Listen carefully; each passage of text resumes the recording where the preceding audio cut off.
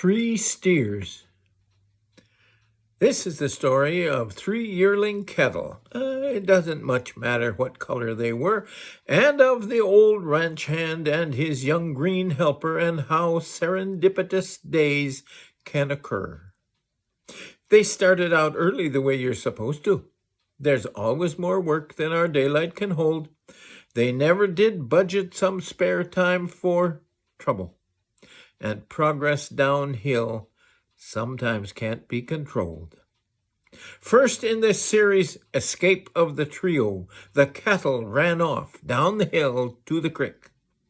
Our young fella headed them off with the fuel truck. He jumped out and ran, but these steers were too quick. Next came the fuel truck he'd left on the side hill, by gravity driven and flying pell-mell.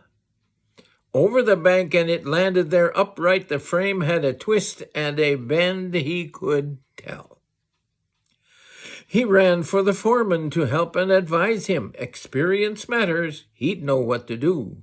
He said, "Bring the tractor and also a log chain," mumbled something out quiet that turned the air blue. The foreman crawled down to attach the big tow chain. The versatile inched to the edge of the bank. The soft dirt gave way, and the tractor slipped over. It landed on top of the truck like a tank. Just luck that the foreman could sense what was coming. He leaped in the clear with no seconds to spare. The fuel truck was now probably beyond saving, bent U-shaped and pretty compact under there. The old guy said he'd better go get the neighbor. This terrible accident had him perplexed.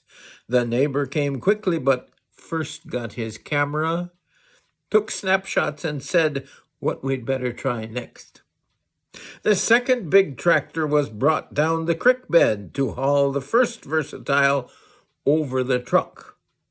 It got a few nicks and it punctured a tire, but the fuel truck by then had run plumb out of luck. The foreman is still quite upset with his helper.